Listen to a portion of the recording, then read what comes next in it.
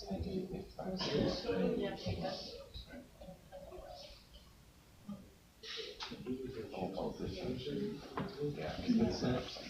don't know. Yeah, they're like 60 years old and they're not even like a thing anymore. It's just like tissue.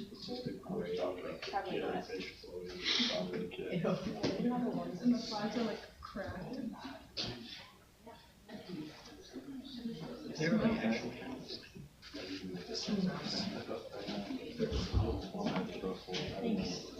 microscope. Circle that gray matter. Did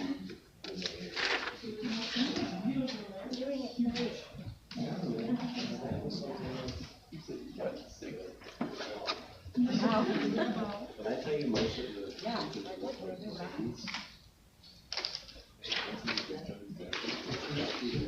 Thank you.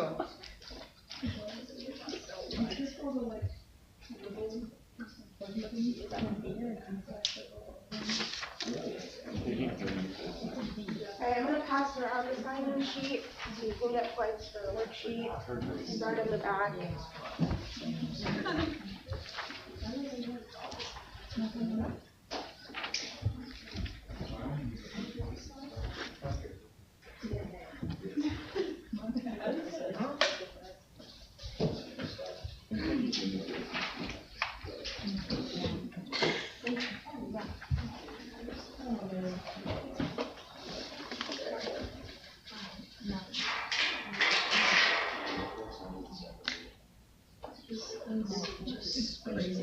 Aren't you taking human anatomy this semester?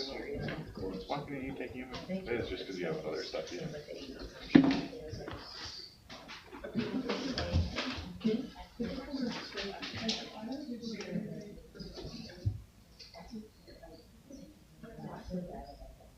I'll just show my folder from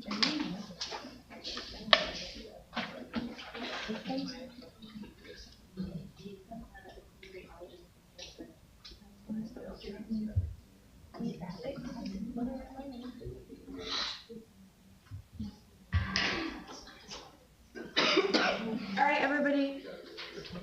So today is the last lecture. Excuse my voice, I'm just really stuffy today.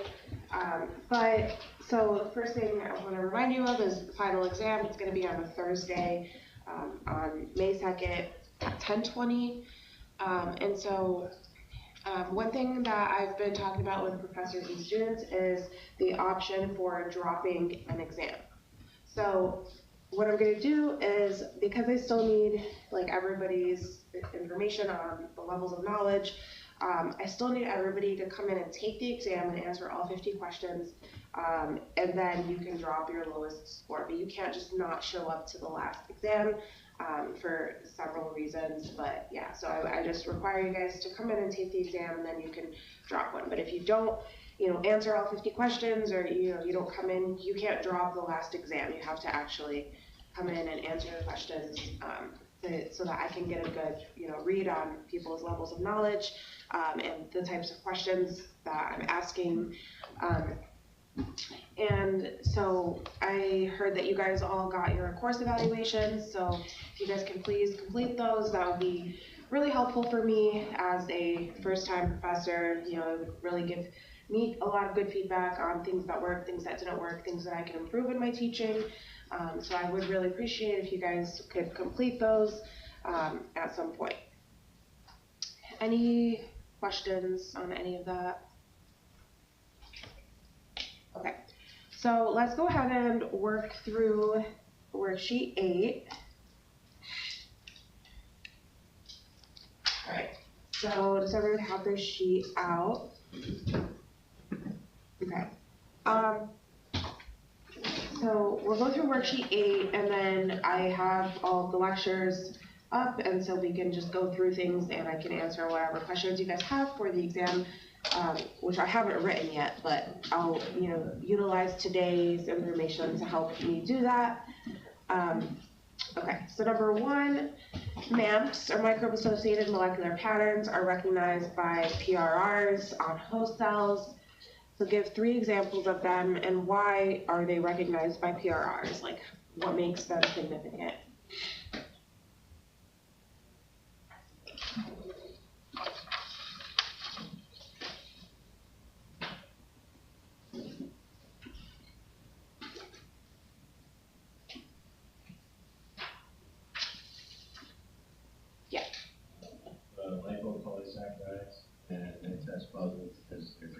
isomers.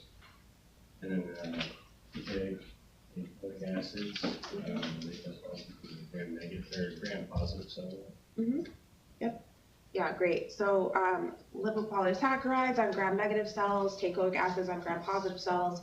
Other MAMs are like RNA, mannins, flagella, and the reason why these are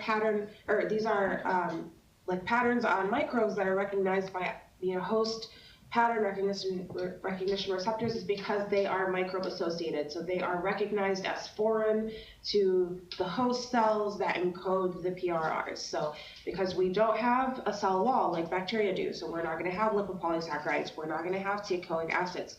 We have DNA, not RNA.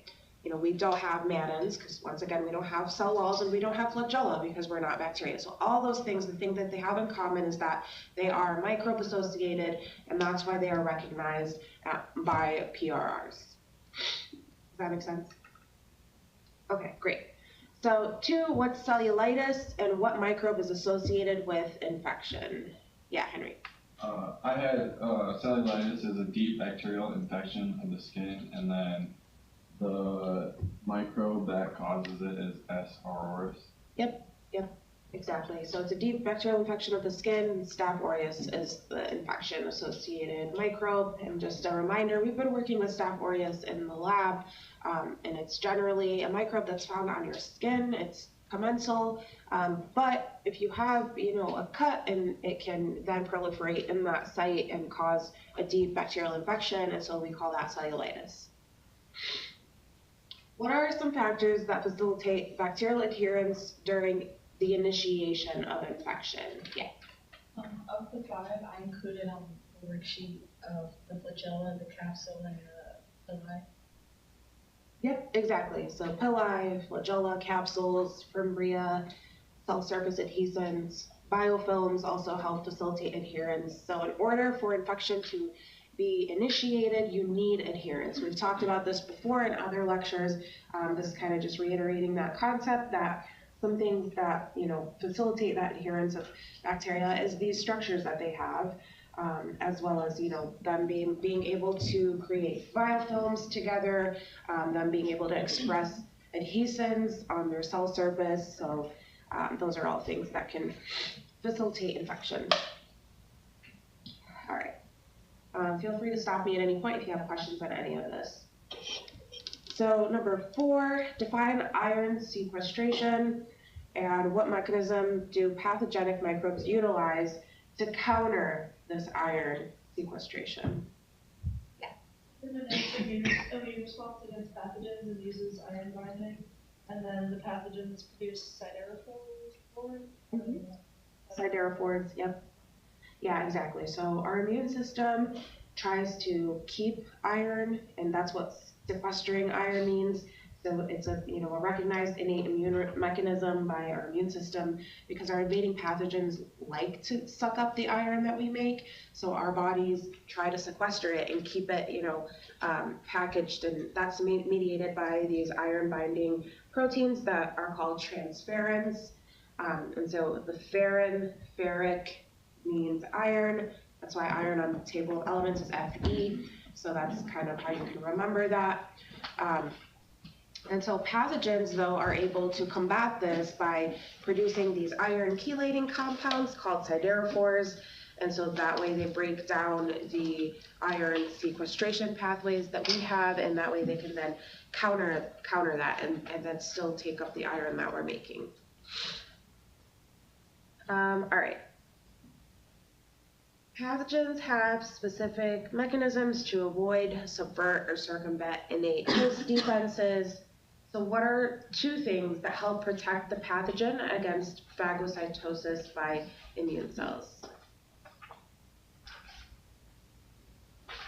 Capsules and biofilms. Yep, capsules, and then you said what? Biofilms as well.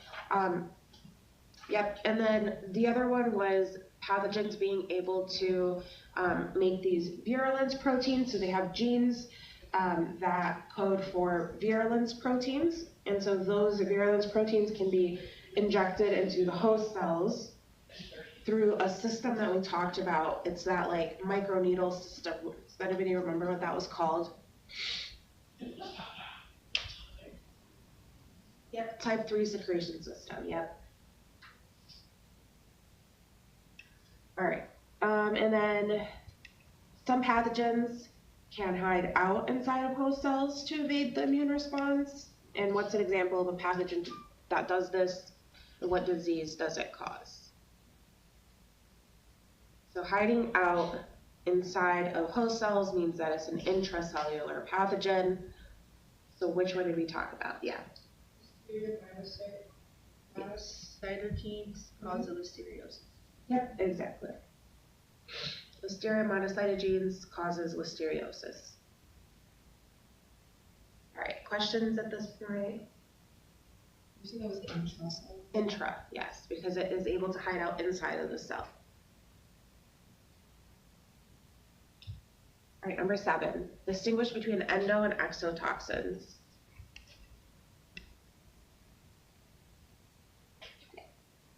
Endotoxins are microorganisms that thrive on the outer membrane and gram-negative bacteria. It releases bacteria and serve as a that binds to certain markers. And then exotoxins are toxic proteins released from the pathogen as it grows, and cause tissue damage, and it essentially poisons cells, acts on a host by a variety of different molecular mechanisms. Yep, exactly. Yeah, so endotoxins are found like on the cell in the outer membrane, so that's why they're called endo. And then exo means that they're toxins that are found outside of the actual pathogen, so they're released from the pathogen. So they're going to be a protein that's released from the pathogen. Great. Describe the damage framework hypothesis and what are the basic principles or factors that determine the host relevant outcome.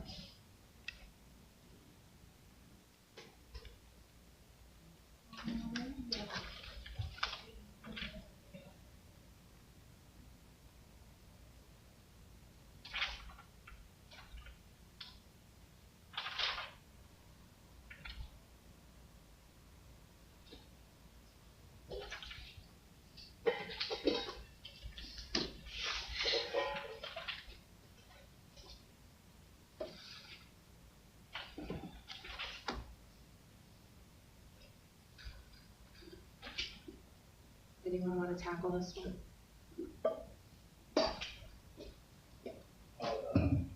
Most microbe infection or microbial pathogenesis is an outcome of interaction between a host and microorganism, and it is determined by the amount of damage of the host damage to the host. Yeah, exactly. So this damage framework hypothesis is just a way that we are able to describe the outcome of microbial pathogenesis on a host, and it's all based on the host microbe interaction. So this outcome that it's describing is then, we call it a host relevant outcome because it's relevant to the host, and that's determined by the amount of damage to the host, obviously, but also it depends on microbe encoded virulence factors, so the ability of the microbe to inject certain virulence proteins and things that will damage the host. And then the other thing that helps determine this host relevant outcome is the host response to the presence of the microbe. Because when you're having some sort of damage or disease, it's never going to be one way. It's never going to be just the pathogen, affecting the host. The host is going to respond as well. And so that response can either be too weak or too strong, and then that can also affect the actual outcome of the host. Actually, the way that we describe disease now is not whether something can infect, it's whether we have a subsequent innate or as well as adaptive immune response to that thing that's trying to infect. So it's got to, have that double-sided arrow. All right, any questions on that? Okay, number 9, define antigen, antigen processing, and antigen presentation. Antigen is any foreign substance that causes the body to make an immune response against that substance. Antigen processing is when an antigen is broken down to peptides in preparation for antigen presentation. Antigen presentation is when an antigen peptide is displayed on the surface. Yep, perfect. Everybody got that? Cool. Okay, so it's important to know where, you know, our adaptive immune cells are made, B cells and T cells. So who wants to go through number 10 and fill in the blanks there? Yes. Before birth, B cells are made in the liver, and then after birth, they're made in the bone marrow, and then once you mature, they're in the spleen and the lymph. Yeah, the lymph nodes, exactly. Perfect. And then number 11. Yeah, Peach. Naive T cells are made in the bone marrow, and T cells are mature. Yep, great. So, what are the two types of mature B cells? And describe them briefly. Like, what do they produce or what do they do?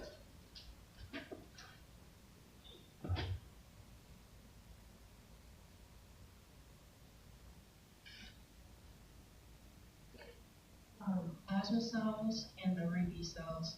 Plasma cells release antibodies in response to antigens, and memory B cells remember antigens so that they appear in your body again. The immune system can imagine. Yep, exactly. Plasma cells and memory B cells. Plasma cells make antibodies. So when you see antibodies, you know it's B cells that are making them, not T cells. And then the memory B cells, which provide memory and a quick defense upon secondary infection. All right, and then there are 3 types of mature T cells. So what are those? Cytotoxic T cells, they kill cells that are infected with viruses, bacteria, or tumor cells. And the T helper cells, they just assist naive T cells to mature and become active. And the T regulatory cells just keep the immune response in check. Yeah, exactly. So cytotoxic T cells, they kill. T helper cells are helpers, so they assist other T cells to mature and activate. They can also assist B cells as well, which is something I didn't have written on that slide, but they do. And then regulatory T cells, so they regulate things. They keep the immune response in check. All right, so just, I guess, a quick little question to see if you guys are really understanding these concepts. So cytotoxic T cells, they have these receptors on them that recognize MHC class 1 presented antigens. So what are those receptors or like co-receptors called? It's called CD4 or 8.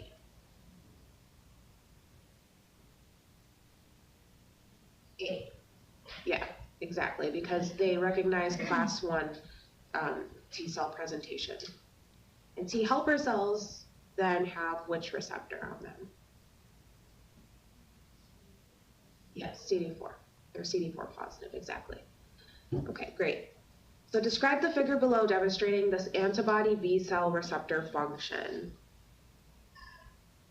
What's happening here?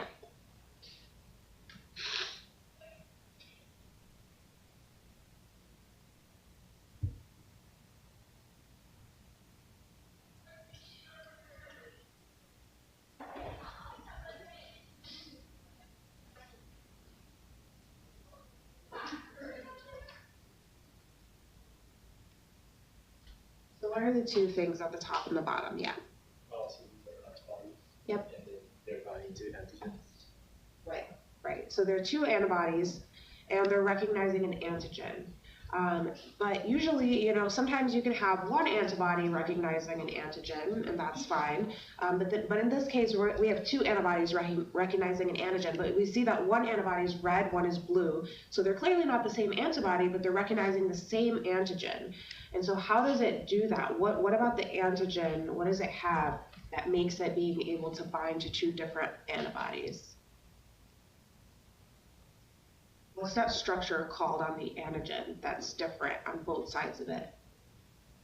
Epitope, yep, exactly. So the two antibodies are recognizing an antigen with two different epitopes. So that makes that antigen a multivalent antigen, okay? And so ultimately, that is done in order to neutralize and prevent cell entry and or facilitate phagocytosis, so of the pathogen. Any questions on that? All right. So what are lymph nodes and what are examples of primary and secondary lymphoid tissue? Lymph nodes are like tiny little organs that filter and store the lymph fluid, and then the primary examples of it are the lymph and secondary are the lymph nodes. Yep, exactly. Primary are bone marrow, thymus. Those are essentially where the T and B cells are made. And then secondary are actual lymph nodes, tonsils, spleen, Peyer's patches, mucosal lymphoid tissue, gut lymphoid tissue, just tissues that also can hone in and have those immune cells. All right, so what is the major histocompatibility complex, or MHC, and describe type 1 and type 2 MHC molecules and which type of cells they are expressed on? So this is a loaded question.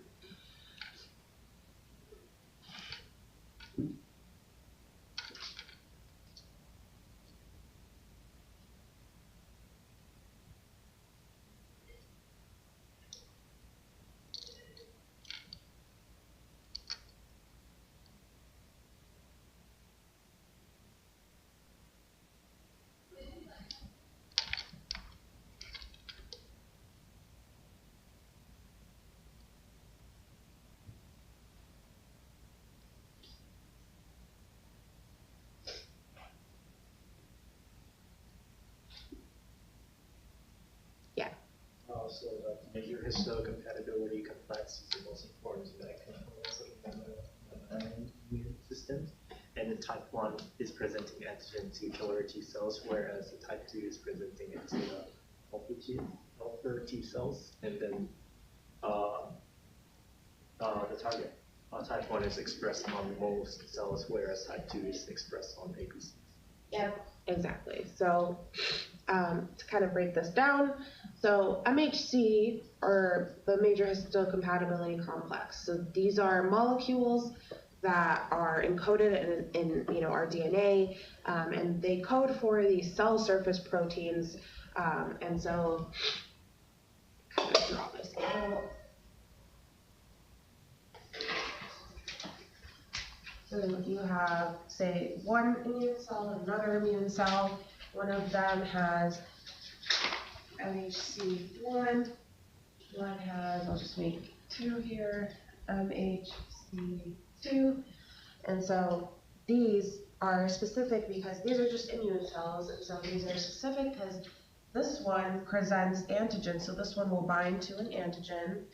I guess we'll make it a little square. This one also binds to an antigen.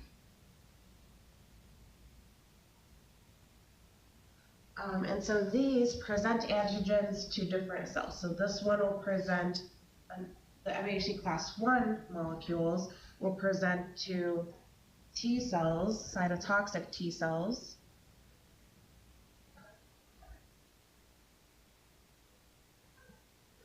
And so these have receptors on them that are CD8 positive. And so this one will be a T helper cell because it has CD4 positive receptors on it. And so that's kind of the link there. Does that make sense? What's the name of that cell? Cytotoxic T cell or the right one is different? T helper cell, TH. It's kind of how we denote it.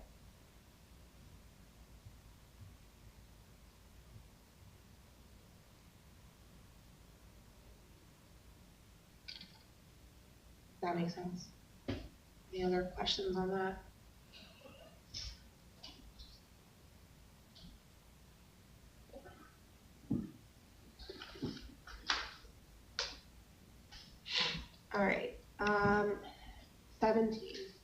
What is clonal expansion?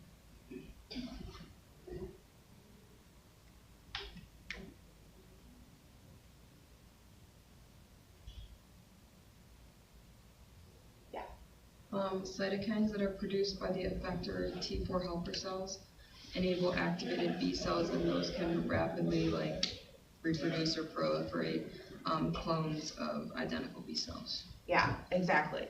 So we talked about T helper cells, so that, it's also called an effector T4 helper cell, so the T4s coming from it being CD4 positive. So we talked about these helping other cells, and earlier when I asked for the 3 types of T cells, you guys, said T helper cells help assist other naive T cells, and I said that they also assist B cells as well, but it wasn't written. And so that's where this concept is coming in. So these T helper cells, can present antigens to, other T cells, but they can also present stuff to B cells. And so once it does that, it can also,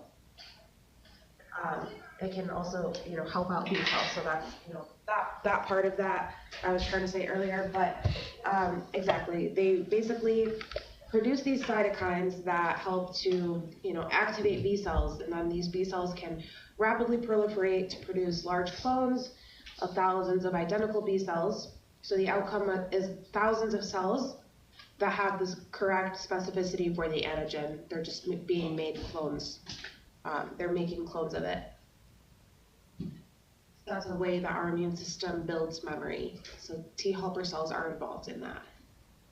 So if I were to ask you, what's the mechanism by which T cells help to activate and proliferate B cells, T helper cells activate B cells, then it would be clonal expansion. So it's important to know that. All right. Number 18, antigens recognized by MHC1 molecules can be presented to adaptive immune cells or T cells in 2 ways. So what are these 2 types of presentations? So I'm describing this first part here on the left. So this is an antigen, it's bound to an MHC class 1 molecule, and it's presenting it to T cells. So there's 2 ways that it can do this. So we'll say A and B. What are these 2 ways? Types of presentation, how does it present it? Yeah. Direct presentation, when an infected cell presents peptides on its surface directly to T cells, and then cross presentation. When APCs require antigens from their infected cells, it presents antigen to T cells. Yep, exactly. So it can be direct or indirect.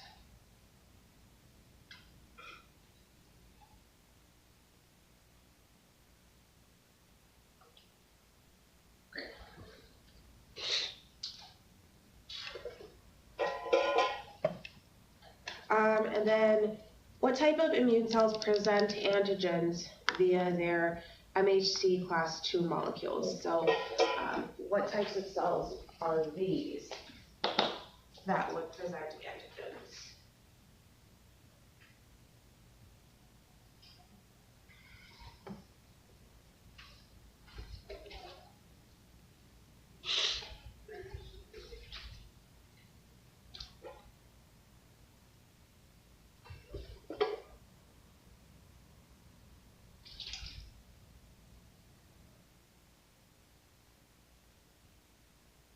I think, is it macrophages, dendritic cells, and then also B cells? Yeah, exactly. So because this requires this antigen presentation, it's going to be antigen presenting cells, so APCs, and the 2 that we talked about are macrophages and dendritic cells, or it can be a B cell.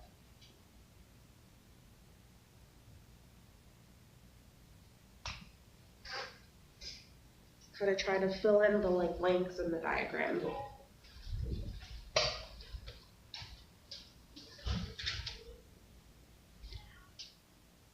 All right.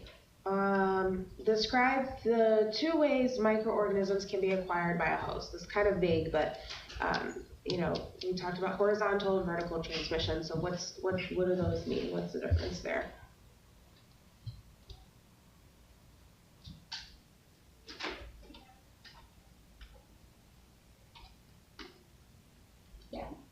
That, horizontal transmission is individual to individual, and vertical transmission is personal.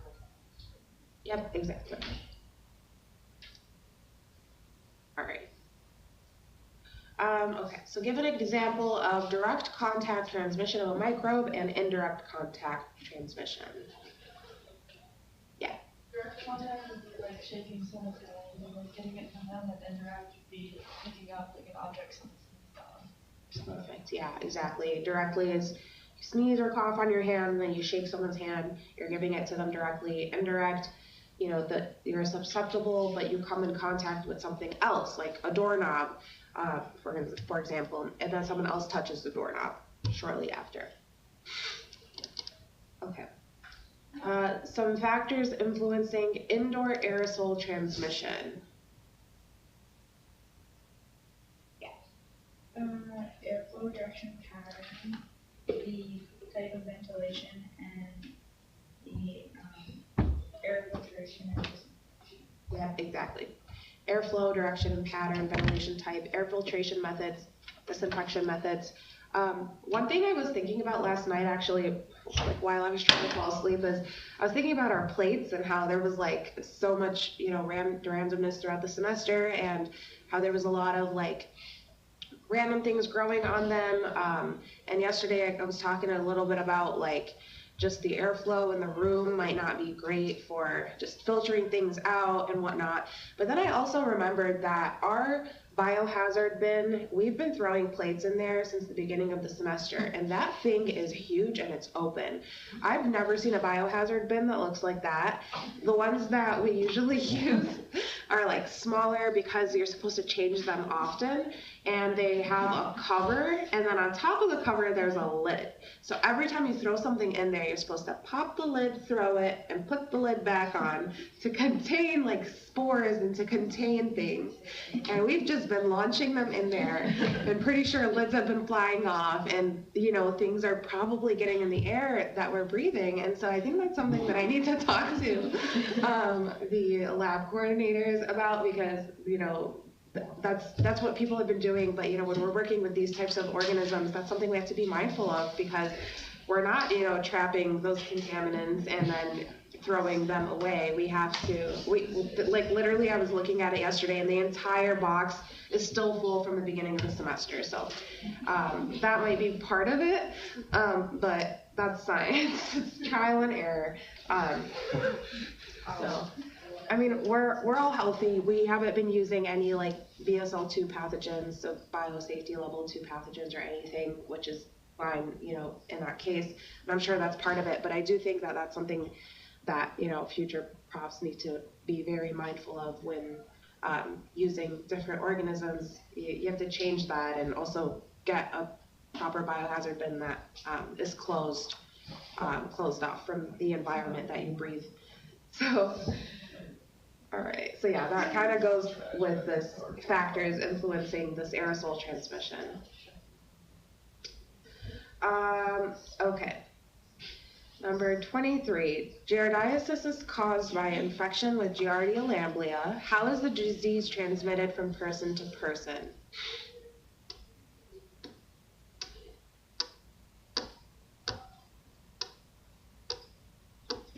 Yeah. Primarily by ingestion of water or using dehydrated cells. Yeah, exactly. So Giardia lamblia is the only parasite that I think we mentioned hookworms a little bit, but like it's one of the few parasites that we talked about. And so I think eukaryotic or parasitic microbiology is so cool, but basically there are cysts that are released from the parasite, and these cysts can get into the food and the water, for instance, just water sources, and then just like out in, you know, the fields where they touch, you know, crops and stuff. And so, you know, you can ingest the food or water, like lettuce, that's contaminated with the cysts, and then they can parasitize the intestinal tract. So, great. All right, so in order for disease to occur, what are some factors that have to match up?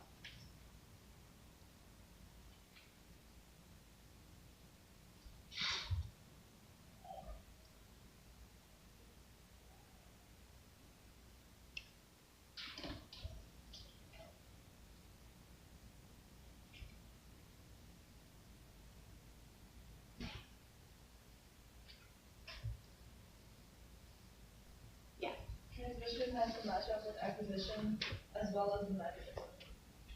Yeah, the route of transmission is to match up with route of acquisition, as well as the mechanism of infection by that agent, and then also the dose of the infectious inoculum. There was a fourth thing there. You have to have enough of the infectious inoculum to cause infection. So for instance, in the example with giardiasis, we said that at least 10 cysts, or as little as 10 cysts, have to be ingested for it to cause infection. So if you have 2 or 3 cysts, it's likely that you won't get the infection, even though you have the route of acquisition, the route of transmission accurate, and the mechanism of infection by the agent is there, but you don't have the dose of infectious inoculum, then you're probably not going to get the disease. So a lot of things have to match up. What is RO, and is an infectious disease with an RO of 3 more infectious or less infectious than a disease with an RO of 7?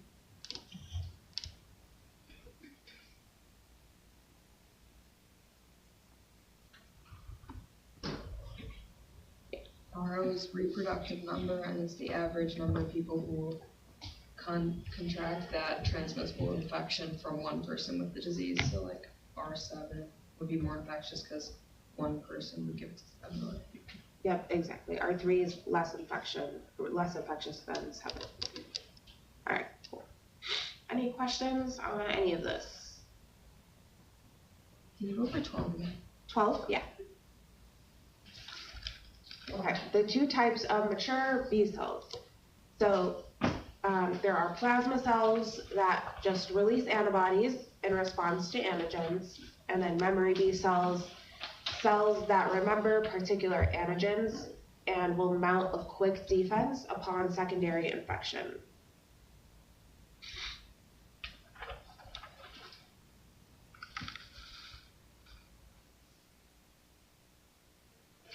Does that help? Yeah.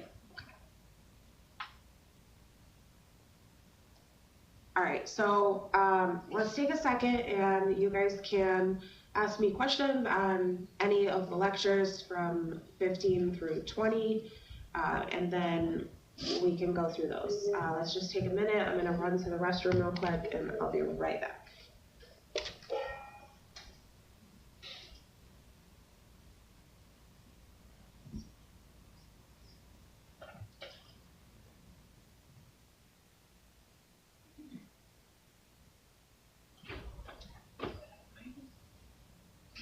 GSV?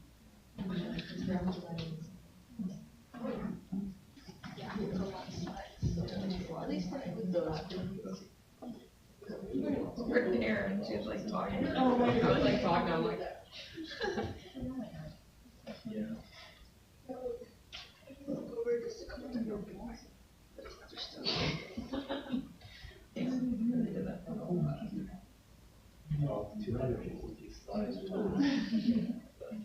I mean, there are, limitations of like titles. Probably about 30. That's bad as fucking novel's class. Oh, Oh, I've heard of it.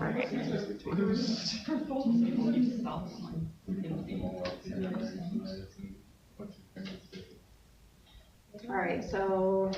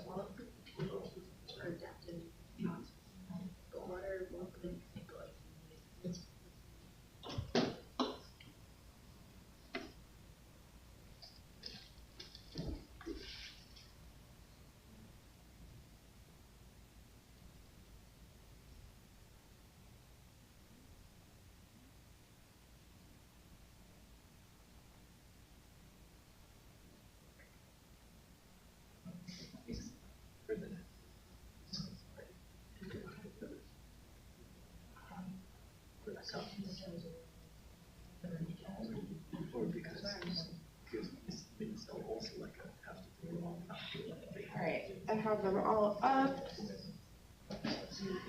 We can go ahead and you guys can start from whichever lecture you want.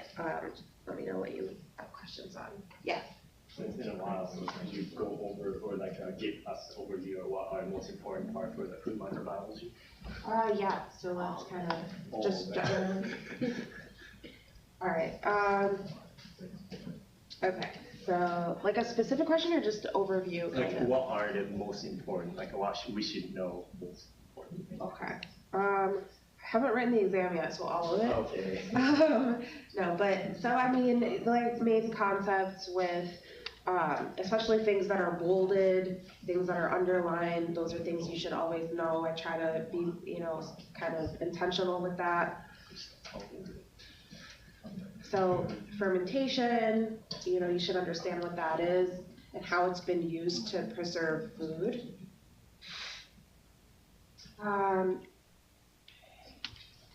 That's everything. Let's see. You know certain definitions, like starter cultures, things that I've defined accurately. You know, I think if you like go through the worksheet that I gave, I think it was worksheet 7, those are kind of the highlighted points of things that you should know from the food micro lectures. I think, yeah, that's a good start, but you know, pickling and how is that different from fermentation? Pickling uses naturally occurring lactic acid bacteria that are just on the vegetables. And then we talked about extrinsic and intrinsic factors, and the water availability is important. So if I give you a table with different water availabilities and ask you questions about that, you know, that might be something that will come up.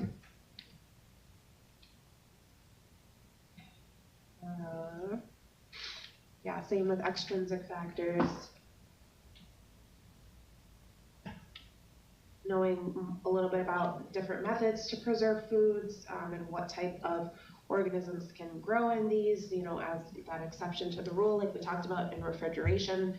There are cycrotolerant organisms that can tolerate cold temperatures and still be able to survive and reproduce and cause food spoilage. Then for liquids, we filter and heat things, and heating can range from pasteurization to sterilization, so you should know the difference between those. There are different types of pasteurization that include different temperatures and different lengths of time that you're imposing that intense heat treatment for.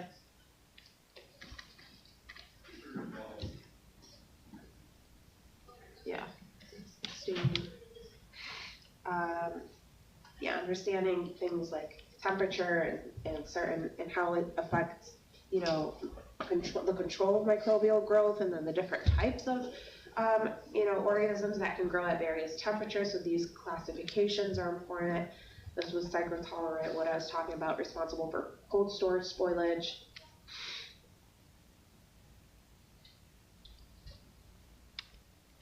And then, yeah, with these, you know, food spoilage, things that can spoil food, we talked about bacteria like cycrotolerant organisms, but then there's also organisms that can form endospores.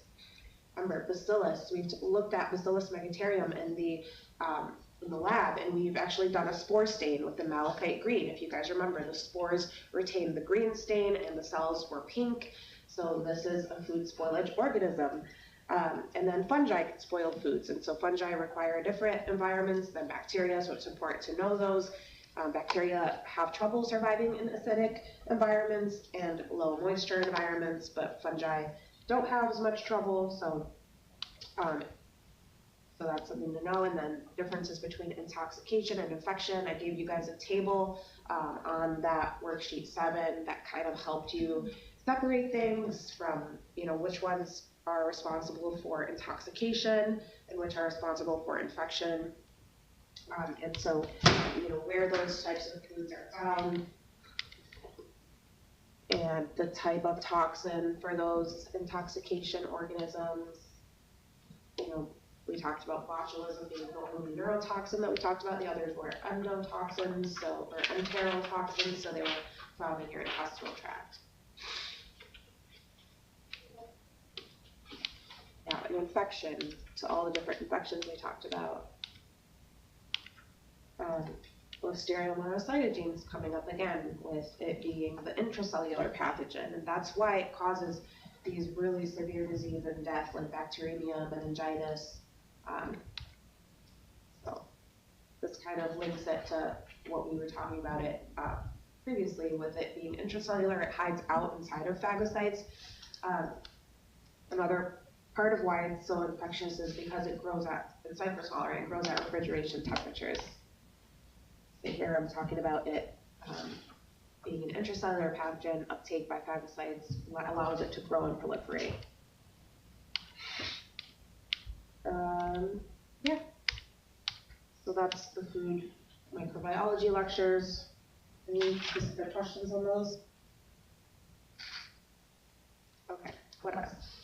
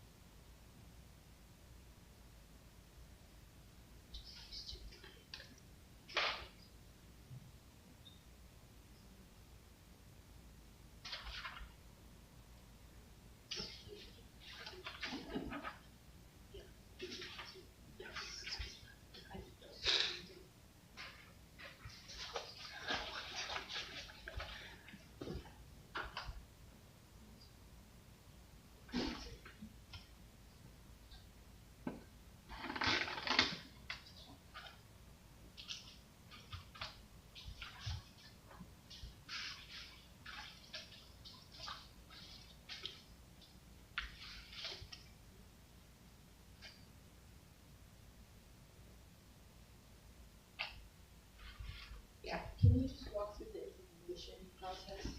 Yeah, is that lecture 17?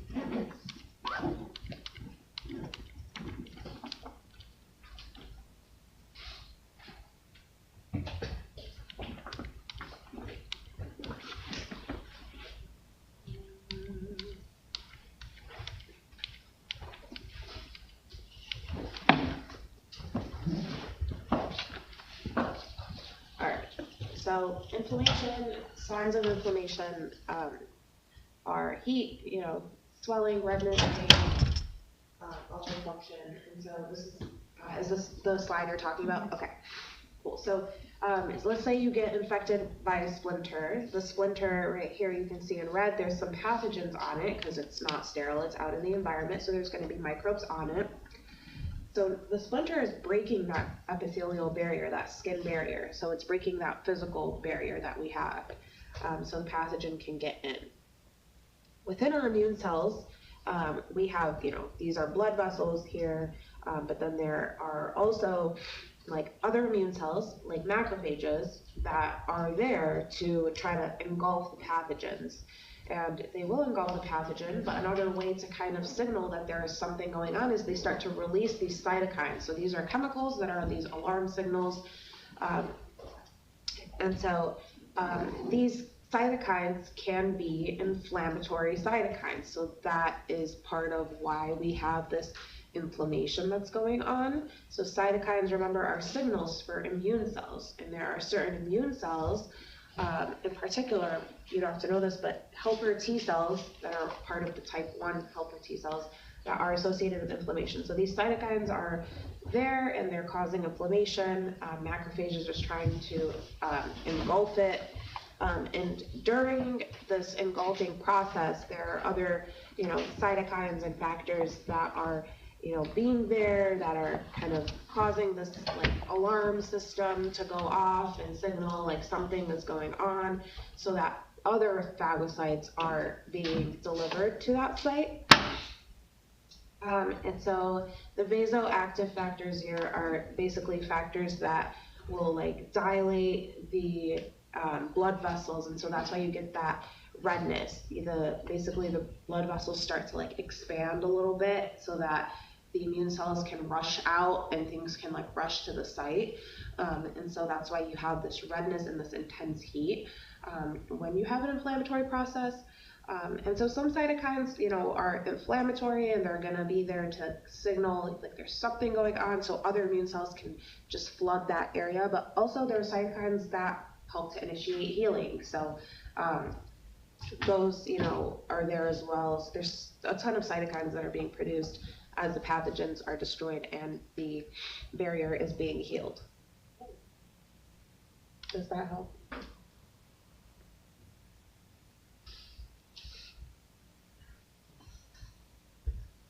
What else?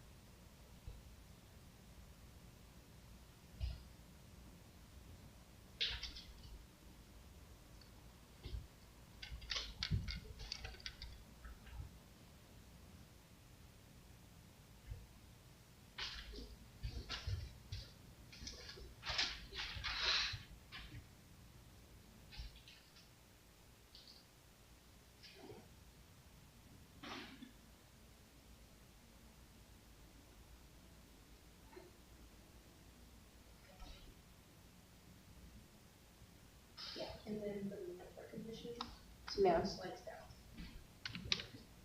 This one? Probably the next one. This one? Yeah. Okay. MAM recognition by immune cells. So we have an immune cell here. There's a lot going on in it, but some of the things you need to know are that our immune cells have these pattern recognition receptors. So these pattern recognition receptors recognize MAMs.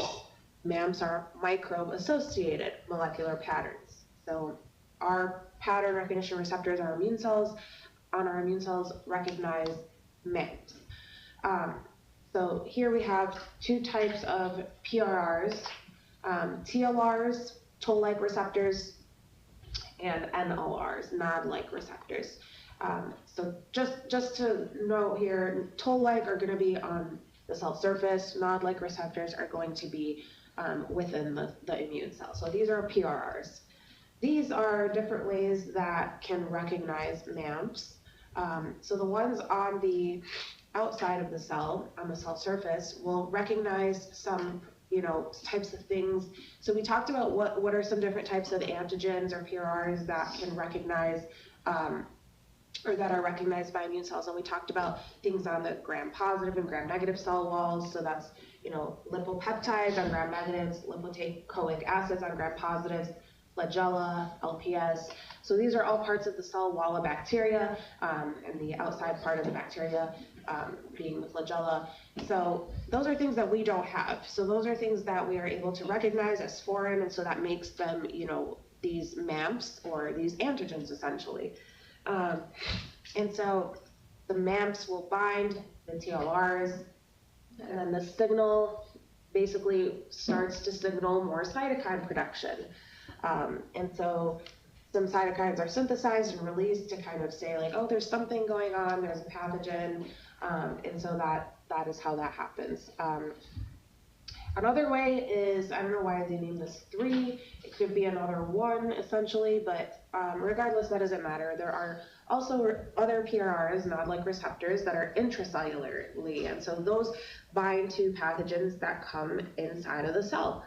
And so the pathogen gets inside of the cell, it has a MAMP of some sort, and that's recognized by nod-like receptors that can activate transcription of cytokines the same way these ones on the outside of the cell did. And this is just, you know, not something you need to necessarily remember, but they can trigger assembly of inflammasomes, which are just inflammatory structures that release more cytokines and things like that. But the key here is that MAMPs are these things that are recognized as foreign by our immune cells. Our immune cells have receptors on them called toll-like receptors or TLRs, as well as receptors inside of the cells called nod-like receptors or NLRs. Does that make sense?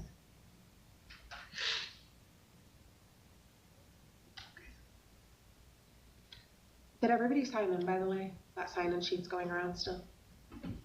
Okay, cool. All right, what else?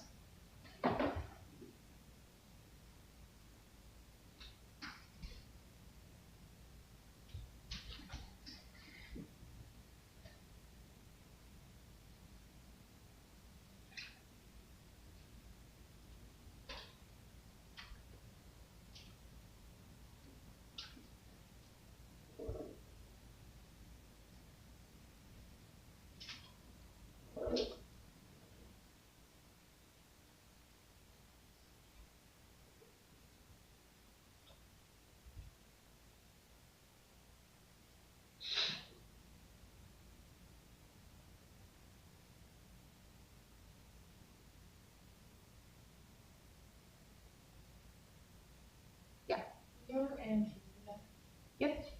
Is it this one or I can't remember? 17? AMPs.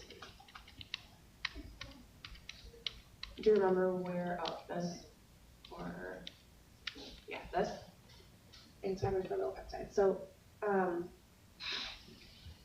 antimicrobial peptides are little peptides basically that are, you know, tiny. They have antimicrobial activity. So they are produced by cells of the body. So basically when there is a pathogen trying to infect, they start to secrete cytokines. Another little chemical signal that they can secrete are these AMPs, or antimicrobial peptides. So it's just another innate immune defense by our immune cells. And so these are produced by just many cells of the body, like neutrophils and mucosal cells. And so they display a direct and rapid antimicrobial activity by disrupting the physical integrity of the microbe. So they're just another like chemical signal that are produced by our immune cells that fall under, you know, they're not exactly cytokines, but they are like cousins of cytokines that just help to, they're antimicrobial. So they help to kind of neutralize bacterial membranes and try to, you know, stop the infection. And so there are just different types. You don't necessarily need to remember like where they are, but just, you know, kind of know that a lot of different cells have them. And so here, you know, this is just a picture showing, you know, these types of, this is the small intestine, this is the large intestine. We've talked about differences in mucus layers, colon having 2 mucus layers. And so these antimicrobial peptides here are released by the epithelial immune cells here, like Paneth cells and things like that. So here in purple, we see just a big release of them, just like we saw with cytokines. They just get released to kind of, when they're sensing of a pathogen somewhere. Does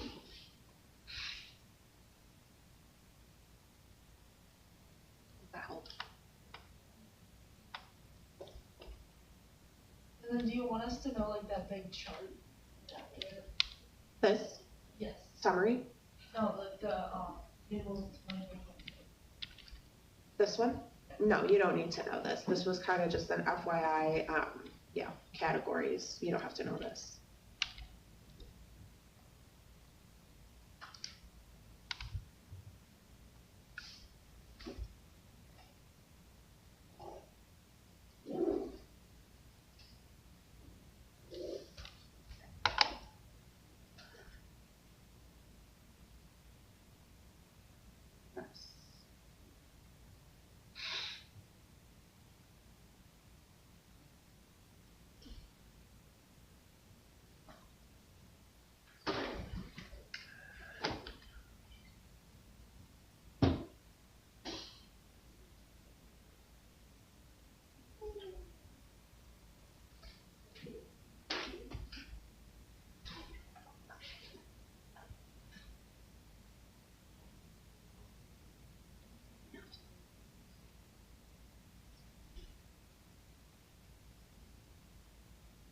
So with all of the different T helper cell types, Uh-huh. I'm guessing you have to know type 1, type 2, so forth, but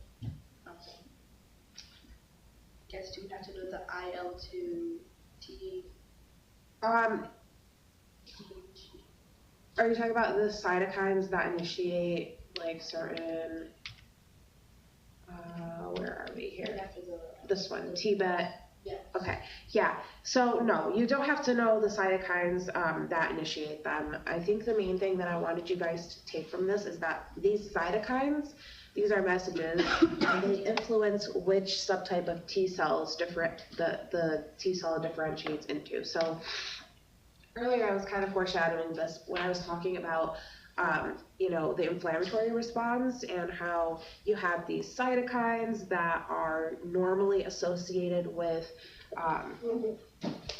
these inflammatory TH cells. So that would be this. So basically, if I see these cytokines, interferon gamma and IL-12, going up, that these cytokines are being, measured and their expression is increasing in the site of infection, then I know that, there are Th1 cells that are being recruited to be made, and Th1 cells and these cytokines are associated with inflammatory responses. So that's how I would know that. But here, if we see IL-4 or IL-5 or IL-13 being secreted, these are also cytokines, then I'll know, it's actually an allergic reaction that's happening. It's not an inflammatory reaction. So that's where that comes from. There's just ways for different T helper cells to be differentiated, and but you don't have to know all that. It's just mainly knowing that Th1 helps macrophages, Th2 helps these other cells like mast cells, eosinophils, and basophils. I talked about these being associated with allergic reactions, so that's where that comes from. But you don't have to know the actual cytokines. It's just hard to put only half of the information up there when this is relevant data that I have to give you, but you don't have to know it for the exam. So just focus on what's in bold.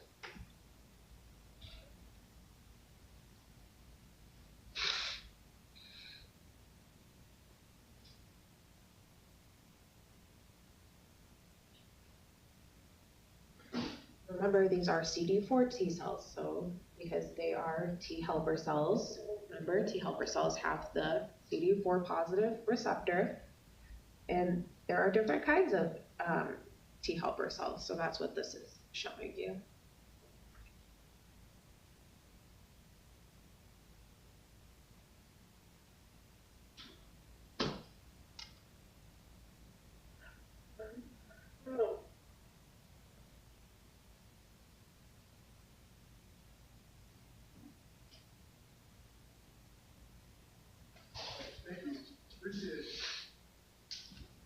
What else?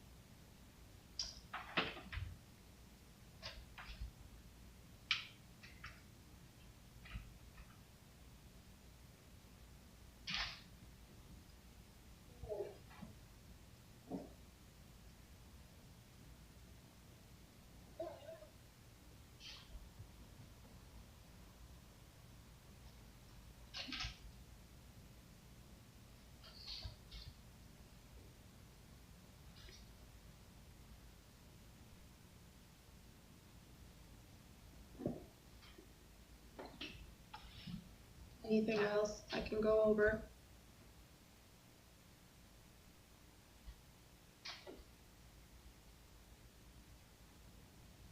All right, well, if not, I'm available via email, or I can also come in and meet with you in person if you have more questions. Thank you guys for a wonderful semester. I thoroughly enjoyed teaching you all. And I hope, you'll take some of this microbiology away with you and you'll use it in your day-to-day life. Yeah, thank you guys.